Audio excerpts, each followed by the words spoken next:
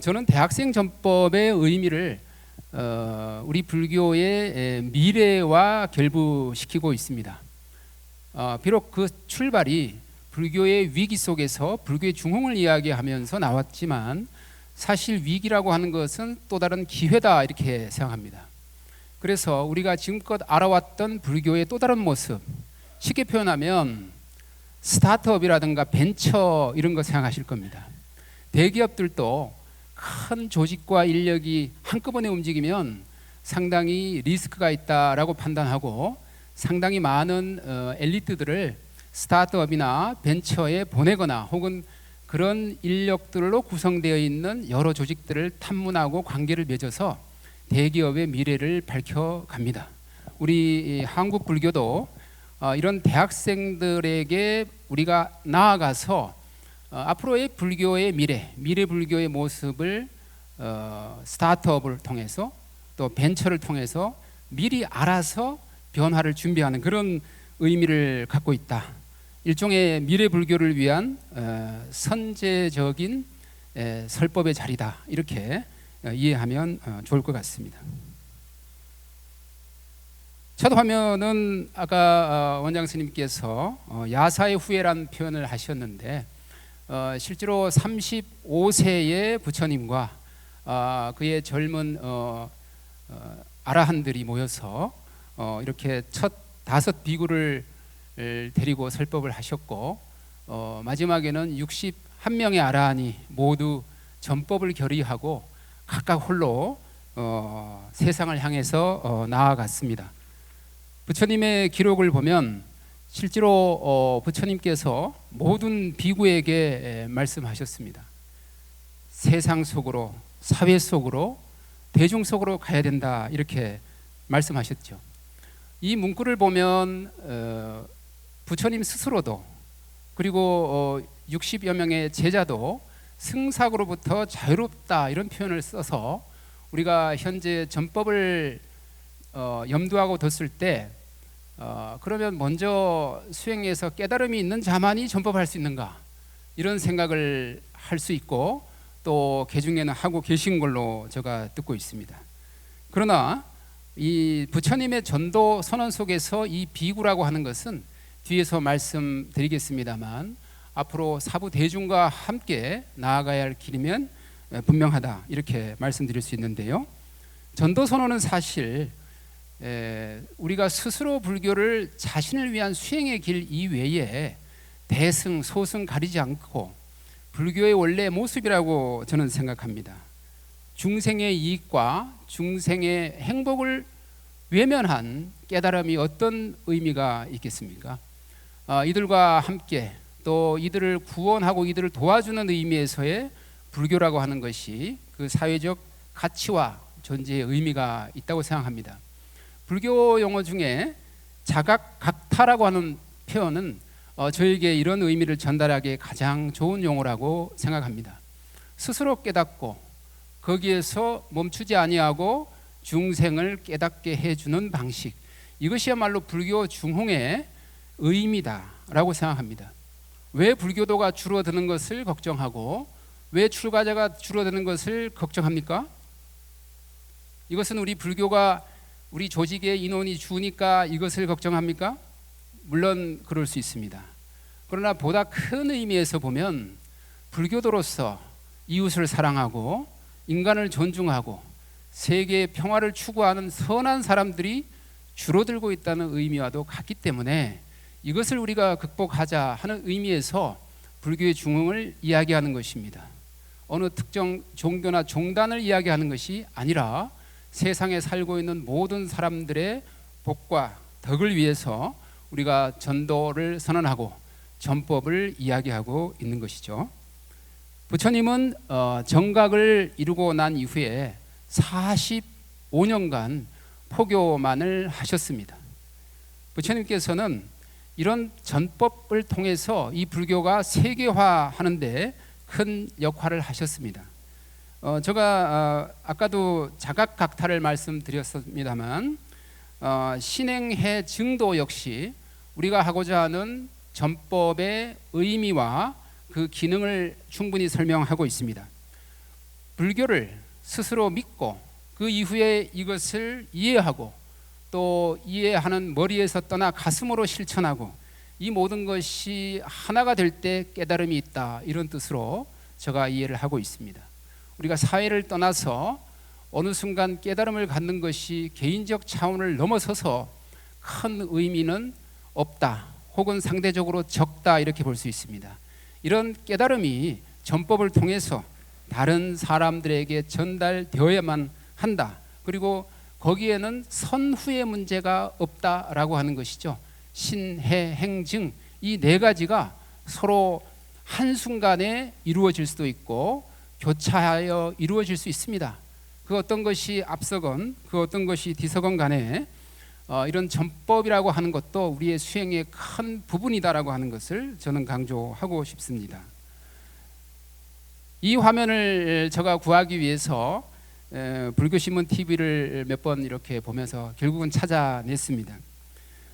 이때가 아마 상월결사 인도 순례 회양식이었고 저도 이 자리에 있었습니다.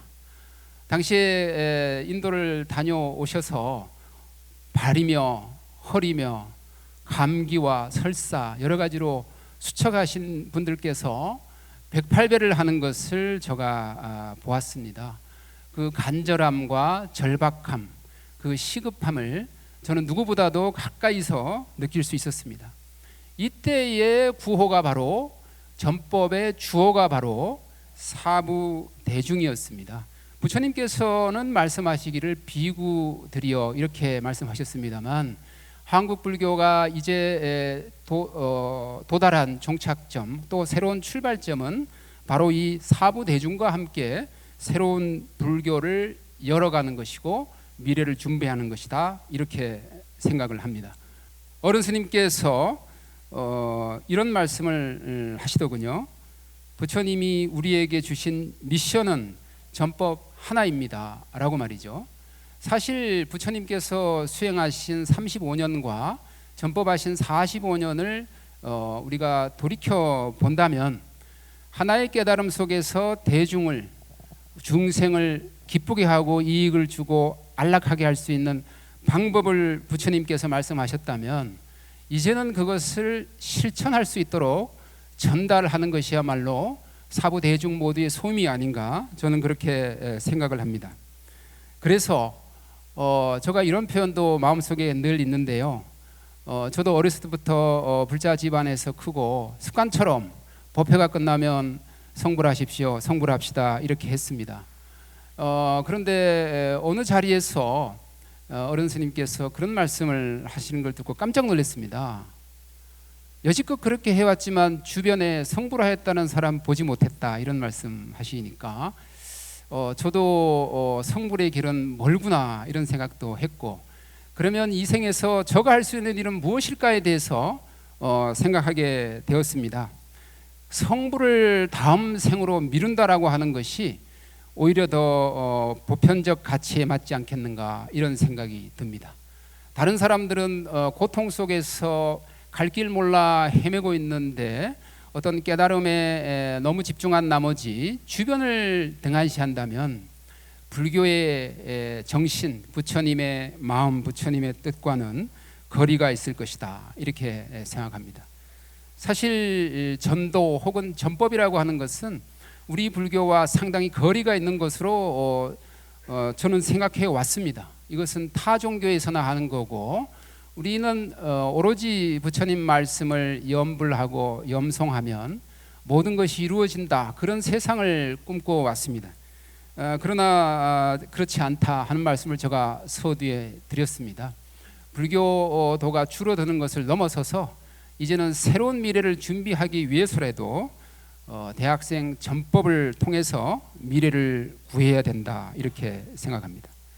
자, 그러면 우리가 고민해야 될 몇 가지 화두랄까요? 우리 강의 시간에는 이것을 강의 목표다 이렇게 표현하는데 왜 대학생 전법인가에 대해서 생각할 필요가 있습니다.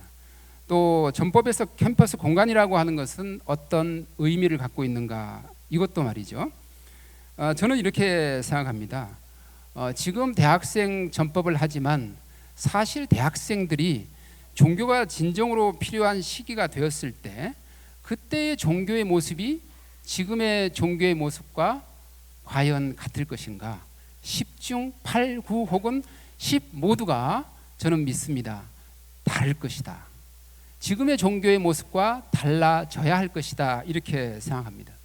결국 부처님의 말씀을 받아들일 수 있는 사람에 맞추어서 우리가 여러 가지 방편들을 가지고 가야 되고 그들의 마음의 문을 열어야 되기 때문에 우리의 방식을 항상 고집할 수는 없지 않는가.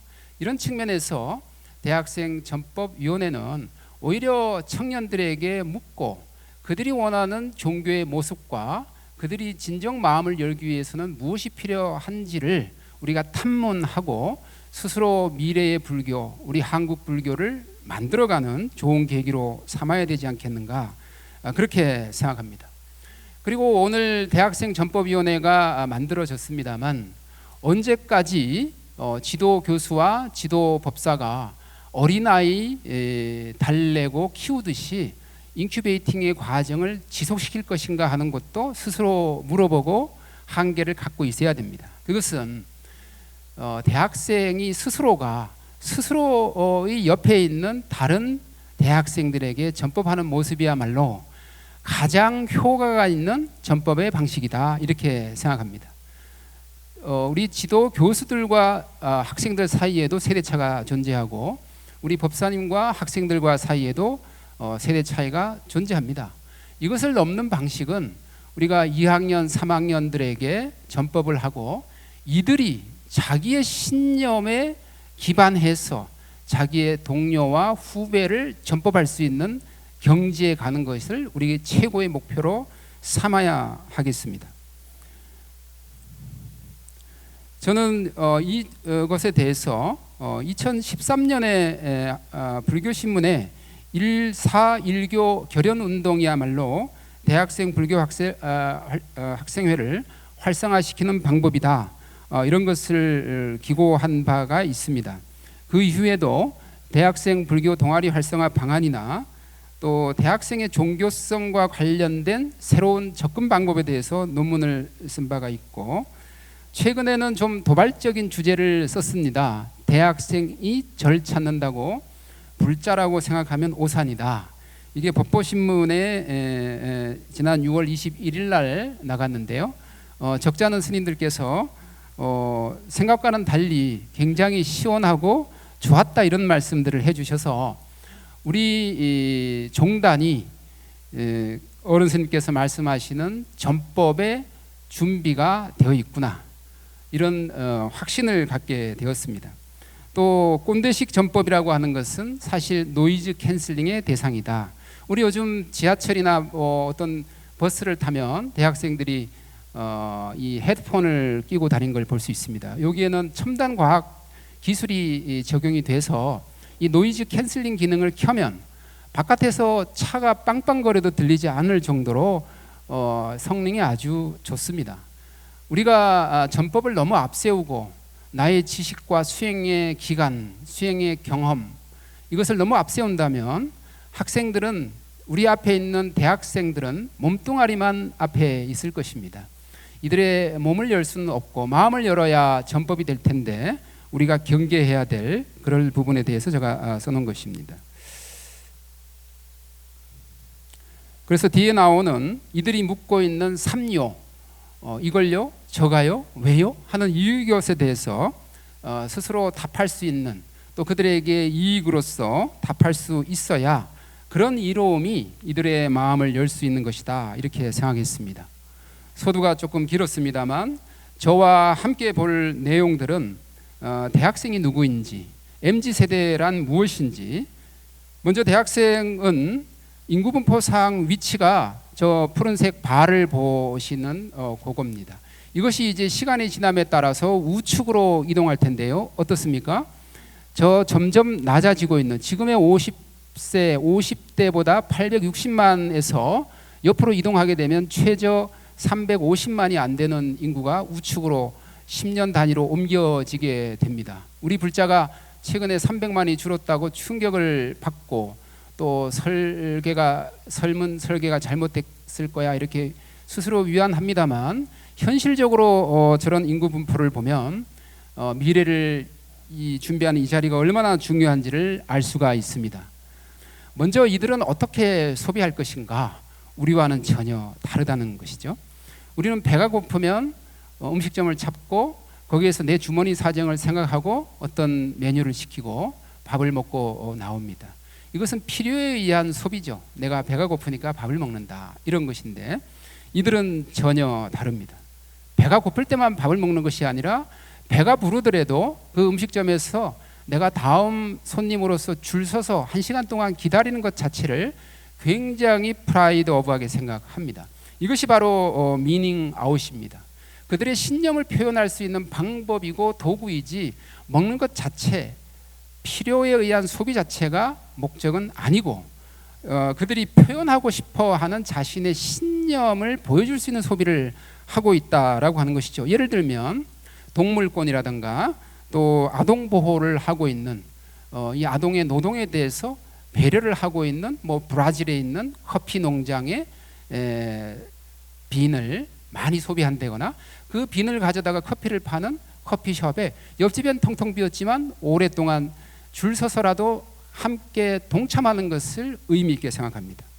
또 이들은 가심비라고 해서 우리는 가성비만을 생각해서 가격과 효용 이렇게 생각한다면 이들은 가격 대비 마음입니다. 그래서 자기가 어떤 말씀드렸던 가치와 부합된 행동 속에서 소비가 이루어진다면 점심도 2번, 3번 먹을 수 있는 사람들이다. 그 다음에 혼줄 소비가 있습니다. 우리가 누굴 혼을 낸다 할 때 혼줄인데 이것은 살짝 바꿔서 돈줄이죠.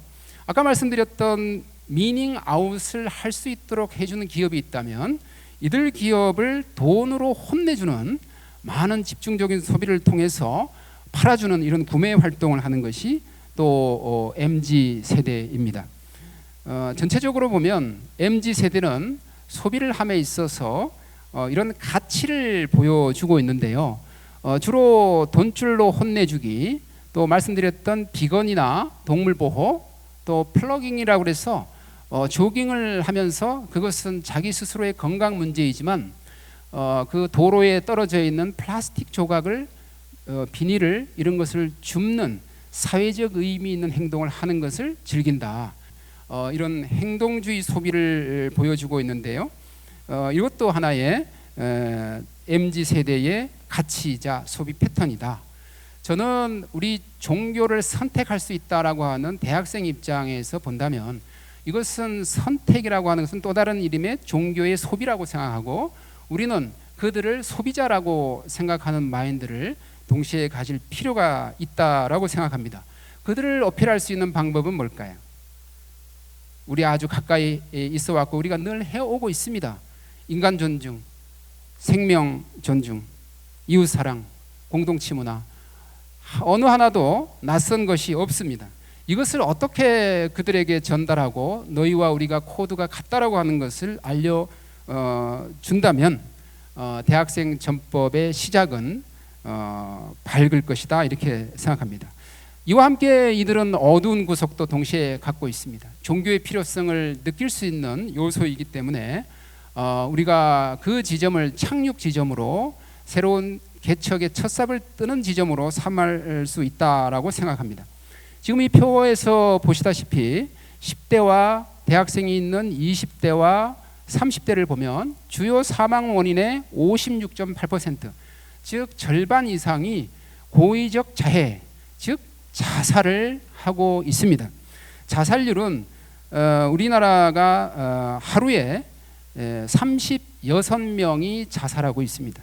우리가 1박 2일을 하고 있습니다만 결국 우리가 이틀 동안에 72명의 생명이 스스로 우리 곁을 떠나고 있습니다. 이것을 우리가 주목한다면 답은 있다라고 생각합니다. 저는 영국에서 외로움 담당 장관이라고 하는 것이 2018년에 만들어졌다는 사실을 여러분과 공유합니다. 이제 외로움이라고 하는 것은 개인의 문제가 아니고 사회 공동체와 국가의 문제가 되었습니다. 영국이라든가 유럽에서는 거의 종교가 스탑이 되어 있습니다. 그래서 국가가 나설 수밖에 없는 것이죠. 그래서 이런 외로움의 고통이라고 하는 것은 사실 하루 담배 15개 피를 피는 것이다. 몸에 그만큼 좋지 않다라고 하는 연구 결과가 있습니다. 일반 사회에서는 이것을 회복 탄력성을 가지고 논의하고 있습니다만 우리 불교는 두 번째 화살을 맞지 말라라고 하는 암경으로 다가갈 수가 있습니다. 첫 번째 화살이야 세상을 살다 보면 누구에게나 맞을 수밖에 없는 상황이 있겠죠. 그런데 아시다시피 두 번째 화살은 누가 쏩니까? 내가 쏘지 않으면 맞지 않는 화살 아니겠습니까? 우리 불교야말로 이런 외로움 속에서 죽어가는 생명들에게 스스로가 자기에게 독화살을 쏘지 않도록 할 수 있는 참 귀한 부처님 말씀을 갖고 있습니다. 이것을 통해서 사회적 의미가 부여된 전법 활동을 한다면 제3자가 보기에도 우리 청년들이 죽어가는 이 현실 속에서 그들에게 벗이 되어주고 그들에게 큰 힘을 줄 수 있는 불교적인 사회적 의미의 행동이다, 이렇게 받아들여진다면 이것이 종교의 세를 불린다 어쩐다라고 하는 일부 비난에 대해서 우리가 초연할 수 있지 않겠는가, 이렇게 생각합니다. 그러면 대학생은 누구일까요? 저는 아까 보여드렸던 법보신문의 칼럼을 3번 연재하면서 이 삼요에 대해서 썼습니다. 이걸요? 제가요? 왜요? 저는 여러분들께서 우리 스님들께서 대학생들을 만나면 전법을 할 때 첫 반응이 아마 이 삼요가 아닐까 생각합니다. 우리 동아리에 나오겠니? 이걸요? 이게 불교를요? 이렇게 들리는 거죠. 그 다음에 저가요? 라고 물어볼 수가 있습니다. 그리고는 왜요? 라고 물어보겠죠. 그 의미는 각각 해석하기 나름입니다만 저는 이걸요 했을 때 바로 이 불교의 본질에 대해서 불교가 뭔데요? 라고 하는 질문이라고 저는 생각합니다. 두 번째, 제가요 라고 했을 때는 나와의 불교와의 관계가 어떻게 되고 내가 왜 그 모임에 나가야 되죠? 라는 의미로 받아들이시면 될 거고요. 결정적으로 왜요? 라고 물었을 때 대학생들은 이런 그 불교 동아리에 나갔을 때 나에게는 어떤 이익이 있지요? 라고 물어본다는 것으로 인식하면 됩니다. 지금 우리가 대학생들에게 장학금을 준비하고 식사를 제공하고 그들에게 직업까지 알선하겠다, 이런 의욕들을 많이 냅니다만 이것은 부처님의 방편 중에 방편이다, 이렇게 생각하고 궁극적으로는 우리가 스스로에게 주인 되는 삶에 대해서 우리 불교만이 가지고 있는 노하우를 전달하는 그런 것을 견지해야 된다고 저는 생각합니다.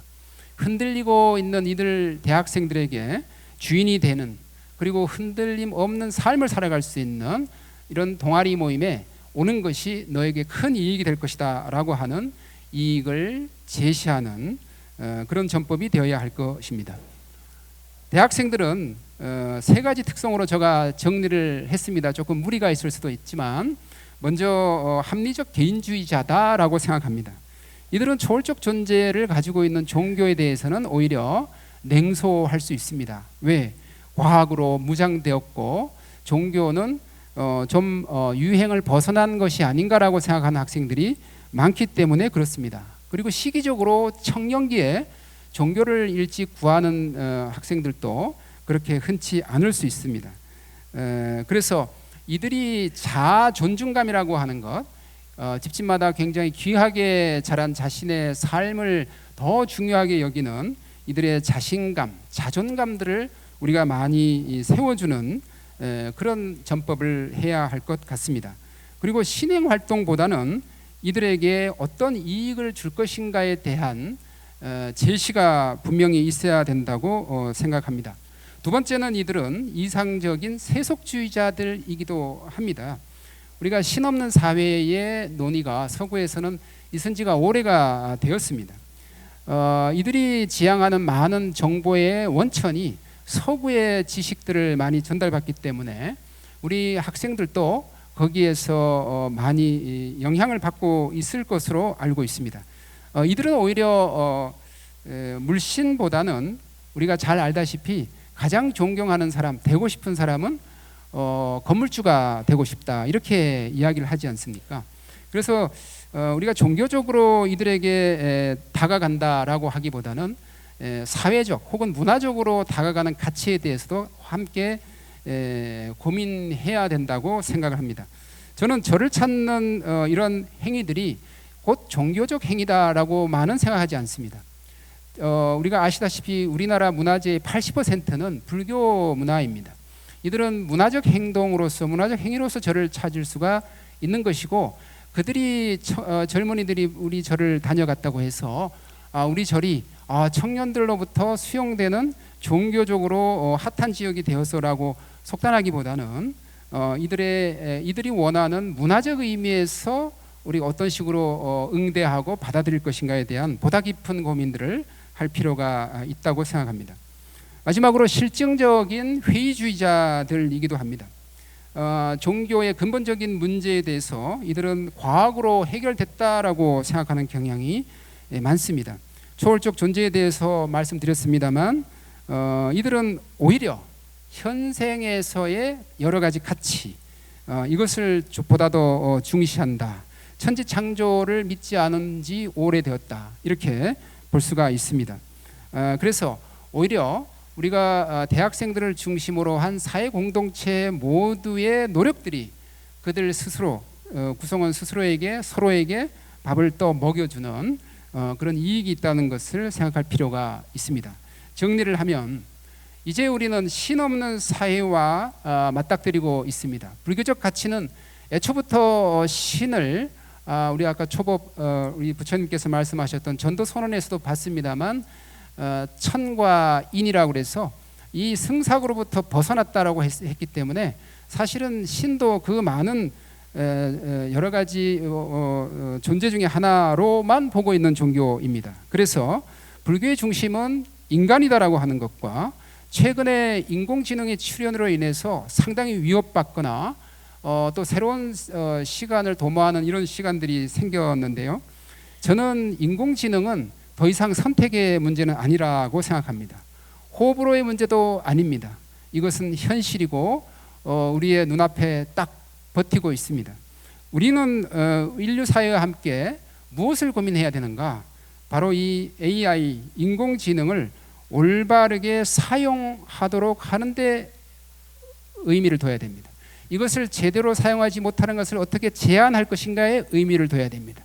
이것이 신 없는 사회의 종교의 가치이자 신 없는 사회에 있어서 우리 불교에 추구할 바다라고 생각합니다. 그래서 이런 현안 문제에 대해서 어떤 관심 있는 스님들의 연구 모임을 만들고 이런 AI 사회를 불교적으로 어떻게 대응할 것인가에 대한 끊임없는 자기 연구와 외부적인 발표와 토론들을 함께 나간다면 젊은이들은 상당히 매력을 느낄 수가 있다라고 생각합니다. 그리고 이제 두 번째로 대학생 전법의 의미입니다. 저는 대학생 전법은 제가 서론에서 조금 말씀을 드렸습니다만 이런 불교도가 줄어들어가고 있는 불교계에 대한 위기의 탈출구만 역할하는 것은 아니다라고 말씀드렸습니다. 오히려 불교의 미래를 대학생에게 다가가서 찾아보고 미래를 만들어 가는 것이다, 이렇게 생각합니다. 그래서 지금까지 전통 문화의 수호자이자 정신 문화의 계승자로서 우리 한국 불교가 자리매김해 왔다면 이제부터는 종교의 선도자 수식어를 하나 붙여서 미래에는 문화적 종교라고 하는 의미가 좀 더 커질 것 같습니다. 그래서 이런 것으로 대학생들을 녹여내고, 즉 미래 불교를 준비해야 된다라고 생각합니다. 이를 위해서 제가 두 번째 화두로 삼는 것은 바로 불교의 미래를 우리 스스로 설계한다는 것이죠. 미래 세대와 함께 머리를 맞대고 있으면 그것이 곧 미래 불교를 만드는 최적의 길입니다. 저는 이 종교의 개념이 바뀐다라고 단언까지 했습니다만 종교의 개념을 다시 쓸 필요가 있습니다. 종교의 개념은 영원 불변할 수 없기 때문이죠. 이것은 종교 문화이든 혹은 문화이든 이런 패턴으로 넘어갈 것이다. 따라서 우리는 미래의 불교, 미래의 종교를 새로운 유형으로 만들어 나가야 됩니다. 멋진 그림을 하나 보여드립니다. 여러분 교재는 작게 나왔습니다만 이것을 보면 아마 느끼실 겁니다. 어떤 생각이 듭니까? 차를 바꿔야 되겠다 이런 생각이 드시겠죠. 제가 테슬라에서 나온 영업사원은 아닙니다만 이것을 보면 하고 느낍니다. 이것이 전기차인데요. 그 내부를 보여드리겠습니다. 어떻게 되어 있습니까? 핸들과 패널, 그죠? 디스플레이 패널만 있습니다. 어디에 부합한 거예요? 요즘은 아이들이 삼각형만 보더라도 자꾸 손을 댄다고 그래요. 플레이 이모티콘인가 하고 누른다 그러는데 터치 세대죠. 그래서 이 테슬라 자동차는 핸들과 이 디스플레이 패널, 터치패드만 존재하고 있습니다. 그래서 그걸 통해서 아이패드로 스마트폰 하듯이 이렇게 하고 있는 그들의 니즈에 부합하는 계기판을 만들어 둔 것이죠. 두 번째는 이것이 하나의 컴퓨터입니다. 그래서 우리가 테슬라의 전기 자동차는 바퀴가 달린 컴퓨터다 이렇게 얘기를 하는데요. 실질적으로 자동차가 공간에서 다른 공간으로 이동하는 수단의 의미를 넘어서서 그 안에 들어가서 모든 지능적인 활동을 다 하고 또 새로운 것들을 꿈꿀 수 있는 공간으로서 제공되고 있다라고 하는 컨셉으로 바뀌어 있다는 것이죠. 예를 들면 우리가 컴퓨터나 스마트폰을 갖고 있으면 처음 살 때는 똑같지만 갈수록 어떻게 됩니까? 내가 다운로드 받은 앱이 다르고 그 업데이트 한 만큼 내 폰이 점점 좋아지죠. 테슬라의 전기 자동차는 바로 탈수록 성능이 향상됩니다. 일론 머스크가 갑자기 자동차를 만들래 하고 지금 하는 방식으로 자동차 공장을 만들고 컨베이어를 만들고 노동자들을 고용해서 똑같이 생산 라인을 만들었다면 아마 지금쯤은 사라졌을 겁니다. 오히려 컨셉과 미래의 모습을 먼저 설계한 자만이 생존하고 앞서갈 수 있다라고 하는 진화의 원리를 잘 활용하고 있음을 보여줍니다. 이것도 보면 핸들을 또 약간 비행기식으로 만들어놨죠. 갖고 싶죠. 예. 제가 여러분에게 뭐 판촉하는 건 아닌데 우리의 불교의 모습도 우리 대학생들이 봤을 때 이렇게 같은 종교임에도 뭔가 다른 디자인으로 접근할 필요가 있다는 말씀을 계속 드리고 있습니다. 전법이라고 하는 필요성을 예전에는 못 느꼈나요? 또 예전에도 우리 사찰을 위해서 우리 종단을 위해서 전법하고자 하는 니즈가 분명히 있었을 겁니다. 그때 되지 않았던 전법이 어른 스님께서 전법합시다라고 했는데 갑자기 될까요? 저는 그렇게 믿지는 않습니다. 우리가 판매자이고 소비자인 대학생들 앞에서 불교의 모습을 이렇게 앨런 머스크처럼 새롭게 디자인할 필요가 있다라고 생각합니다. 그들이 갑자기 핸들을 잡고 싶어하고 차 문을 열고 한번 타보고 싶어하는 이런 니즈를 느낄 수 있는 새로운 모양으로서의 불교를 만들어야 된다. 이것은 제가 뒤에 아젠다에서 제시하도록 하겠습니다. 그래서 일론 머스크는 전기 자동차를 이렇게 디자인을 통해서 세계 최고의 기업으로 만들어놨고요.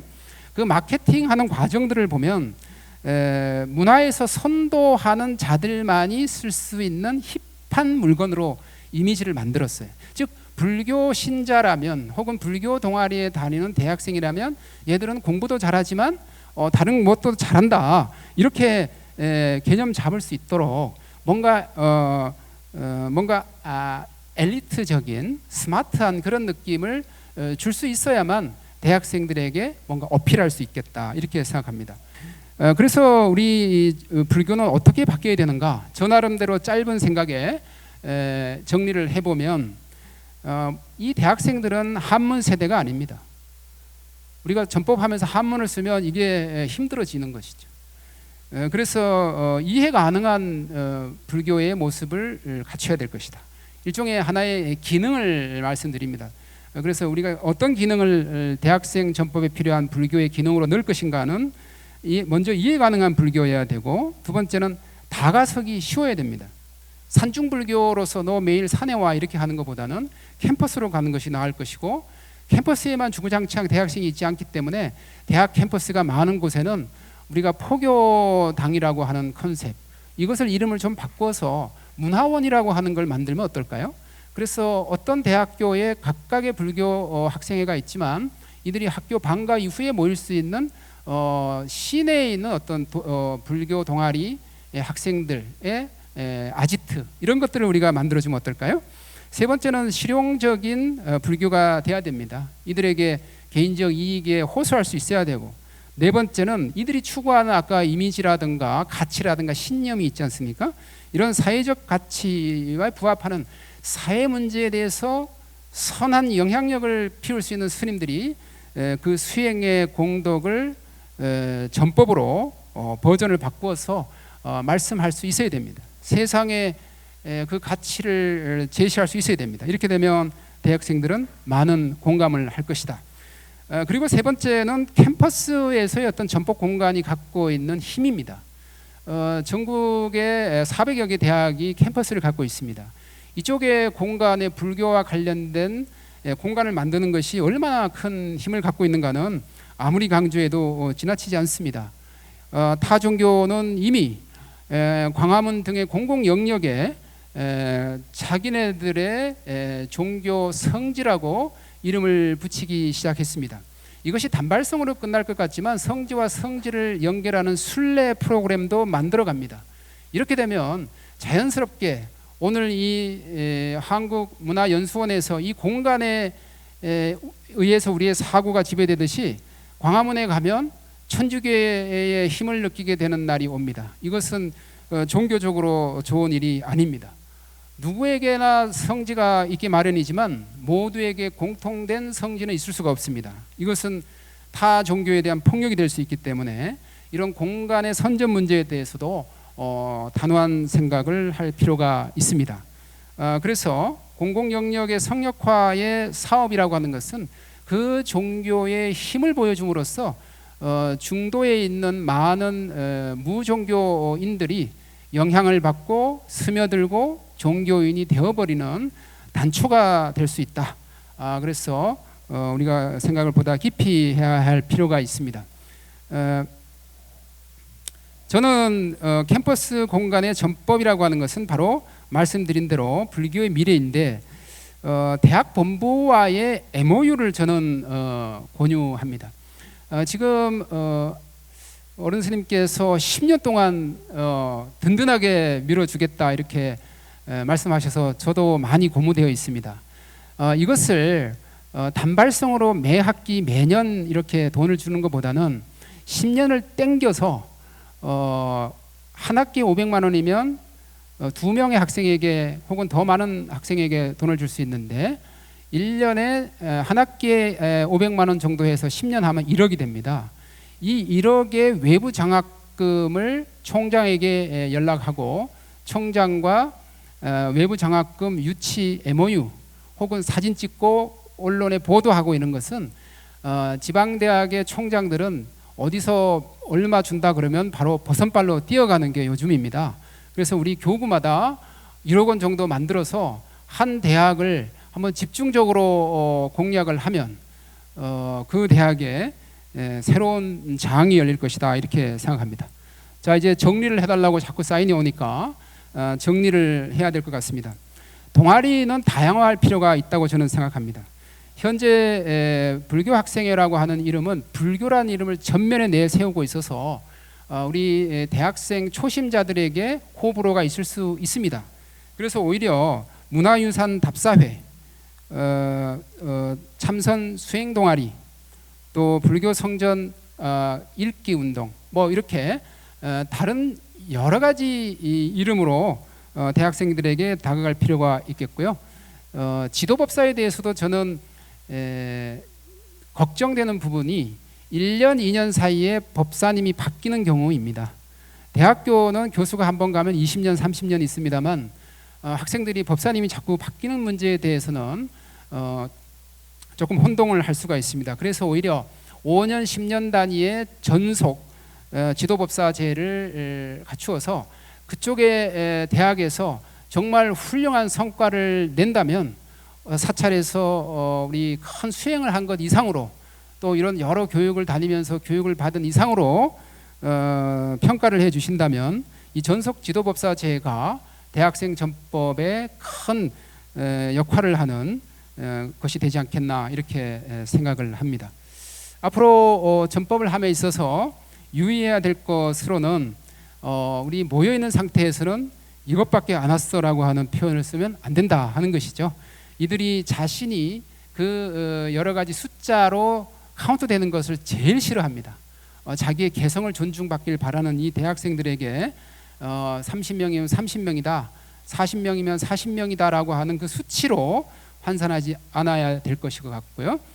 두 번째, 나는 말할 테니 너는 들어라라기보다는 어느 사찰에서는 입구에 포스트잇을 놔두고 들어갈 때 적도록 하고 스님이 그 중에서 시간이 허락하는 범위 내에서 3장 내지 뭐 4장을 뜯어서 증문즉서를 하는 그런 사찰이 있는데 인기가 그렇게 좋다고 합니다. 우리 대학생 동아리방에서도 이런 것을 이용하면 좋지 않겠는가. 그리고 이제 기회가 올 때 놓치지 말고 모든 것을 쏟아부어야 됩니다. 여기 학생이 한번 학기 초에 왔다 그래서 그 다음 주, 그 다음 달, 내년에도 온다라고 하는 보장이 전혀 없습니다. 이것은 확신에 가까운 말씀입니다.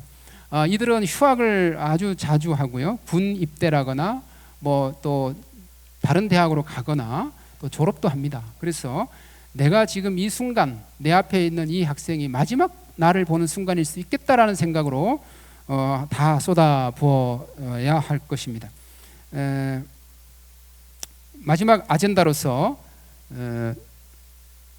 저는 누구를 대학생 불자라고 부를 것인가에 대한 개념 설정을 해야 된다고 생각합니다. 대학생 불자 10,000명과 30,000명과 100,000명 아니 100만 명이더라도 어느 기준에서 우리가 한국 불교에 있어서 대학생으로서 불자라고 부를 수 있는 소양을 가졌다라고 할 때 그 기준이 어디까지인가라고 하는 것을 우리는 한번 생각해 봐야 될 것이고, 또 무엇을 전할 것인가에 대한 것도 준비가 더 필요하다고 말씀드릴 수 있습니다.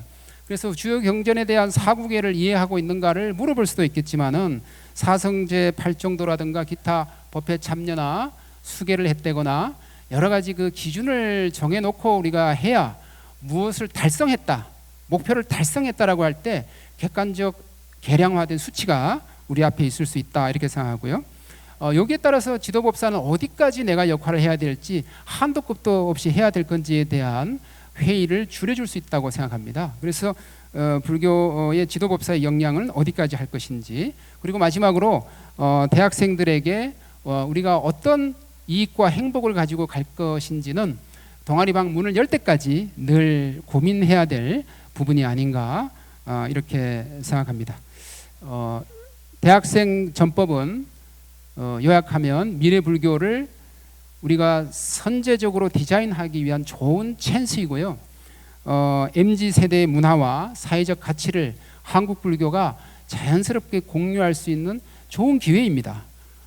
그래서 저는 지금 우리가 마음속에 어떤 실패에 대해서 괴로워하지 않는다면, 혹은 그것이 그런 괴로움을 잊은 지가 1년 혹은 몇 달이 지났다면 그것은 우리가 지금 이 순간에 충분히 혁신하고자 하는 의지가 없기 때문이거나 혁신의 과정이 아니다라고 하는 반증이다 이렇게 감히 말씀드립니다. 그래서 다른 스님들과는 달리 지도법사로서의 역할을 한다라고 하는 것은 끊임없는 자기 혁신의 나날들이 있어야만 우리가 가고자 하는 곳에 갈 수 있다 이렇게 말씀드립니다. 이것으로 정리하겠습니다. 감사합니다. 네.